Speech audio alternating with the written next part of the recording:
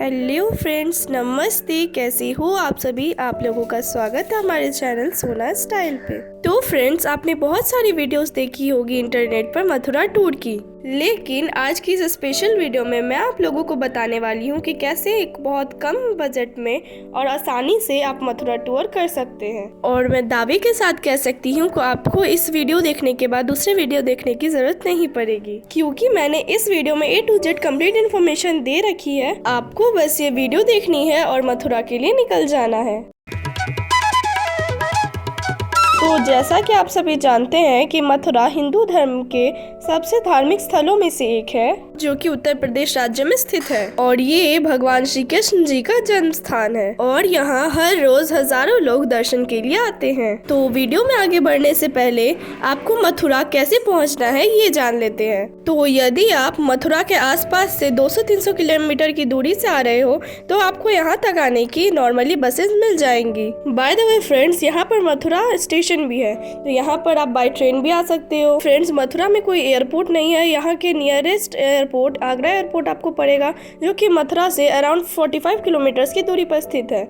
और या तो आप दिल्ली एयरपोर्ट पे आ सकते हैं, जो कि मथुरा से 185 किलोमीटर की दूरी पर स्थित है। तो आप बाय फ्लाइट भी आ सकते हो। तो ये तो हो गया मथुरा कैसे पहुंचना है। तो ये तो हो गया कि मथुरा कैसे पहुंचना है।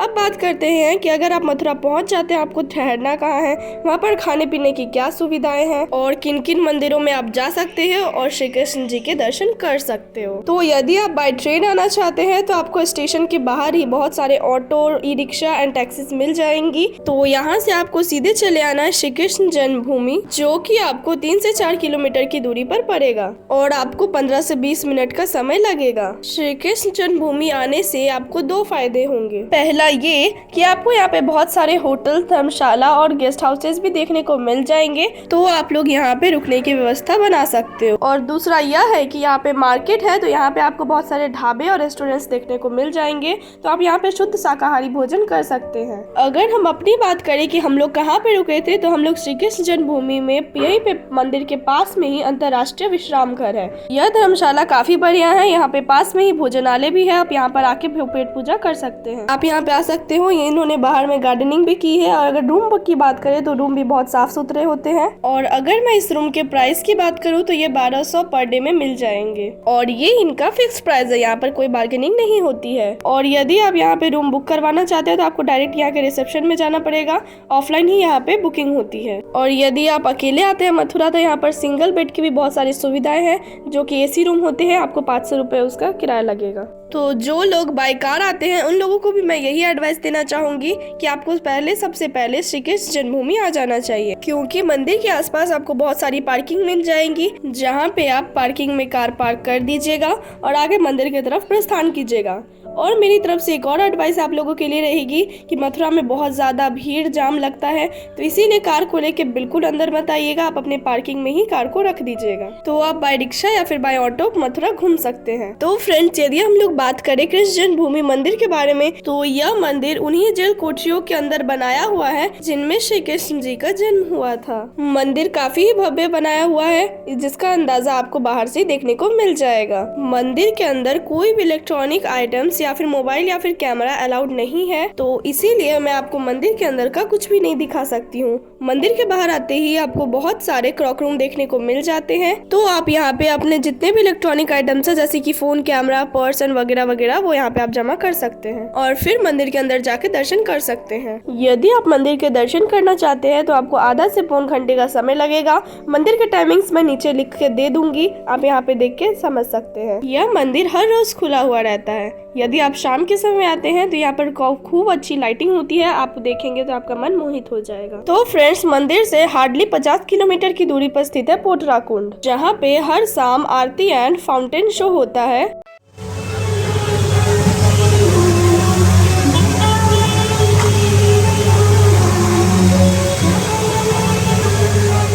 तो फ्रेंड्स, श्री कृष्ण जन्मभूमि से द्वारकाधीश मंदिर आप जा सकते हो, जो कि 2 से 3 किलोमीटर की दूरी पर ही स्थित है। तो फ्रेंड्स, अगर आप मेरी मानिएगा तो आपको ई रिक्शा से ही जाना चाहिए, क्योंकि मंदिर के रास्ते बहुत ही नैरो है। तो यदि हम लोग बात करें द्वारकाधीश मंदिर की, तो यह विश्राम घाट के पास ही स्थित है। तो ऐसा माना जाता है कि भगवान श्री कृष्ण को हमेशा द्वारकाधीश या फिर द्वारका के राजा के नाम से ही पुकारा जाता था, इसीलिए इस मंदिर का नाम द्वारकाधीश पड़ा है। मंदिर के आश्रम में आप लोगों को श्री कृष्ण जी और उनकी प्रिय राधा रानी की प्रतिमा देखने को मिलेंगी, और इस मंदिर में आपको अन्य देवी देवताओं के दर्शन भी हो जाएंगे।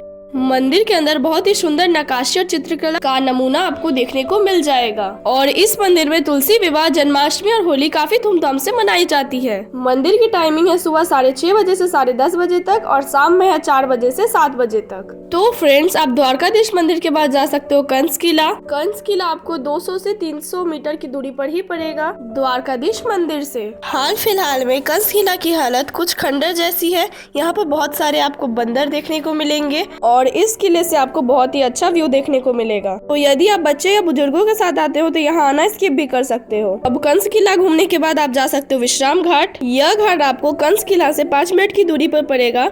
ऐसा माना जाता है कि ऐसा बताया जाता है कि कंस का वध करने के बाद श्री कृष्ण जी यहाँ पर आके विश्राम किए थे, इसीलिए इस घाट को विश्राम घाट भी कहा जाता है। विश्राम घाट पे आप बोटिंग कर सकते हो, और हमारी तरफ से यह रिकमेंड है कि आप यहाँ पे आते हो तो बोटिंग जरूर कीजिए। लेकिन यहाँ पर आने का सबसे सही समय है शाम को यहाँ पर यमुना मैया की आरती होती है, और इस आरती में आप लोग शामिल भी हो सकते हैं।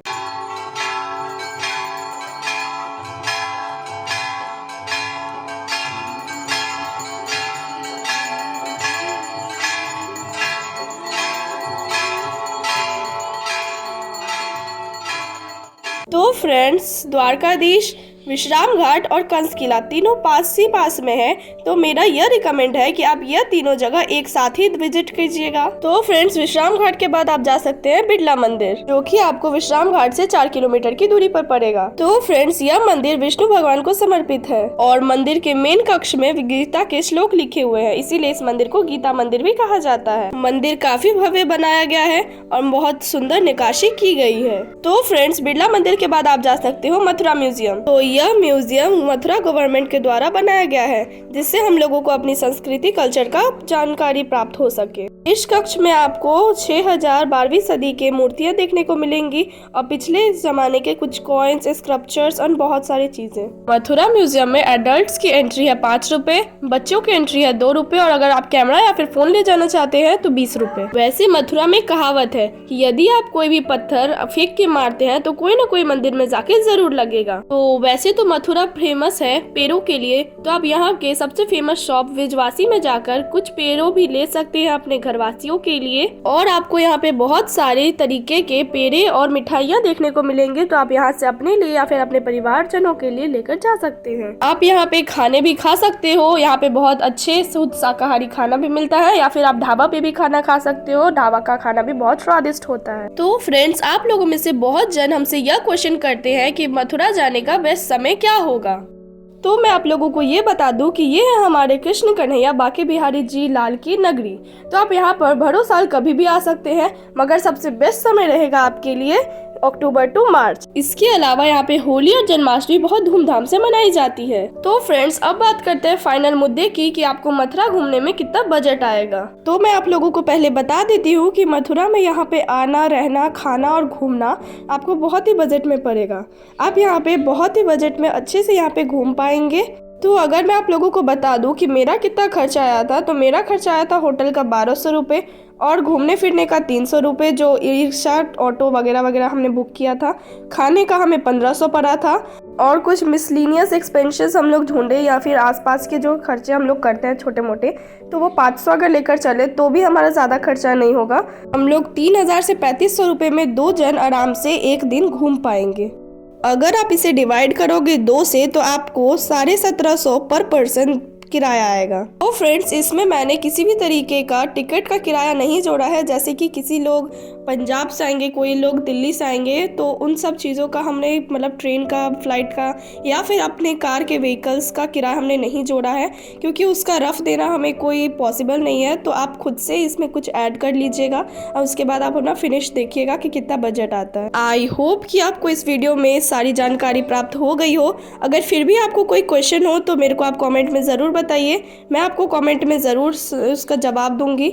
तो आज की वीडियो को करते हैं यहीं पे समाप्त। और मैंने वृंदावन की वीडियो भी अपलोड कर दी है। अब वृंदावन के भी कैसे जाना है, संपूर्ण जानकारी मैंने वृंदावन की भी दे चुकी है। तो आप वहाँ पर वृंदावन की भी वीडियो देखिए, वृंदावन भी जाइए, मथुरा भी जाइए। और कल आएगी गोकुल की वीडियो। तो stay tuned. Thanks for watching. Take care all of you. Bye bye.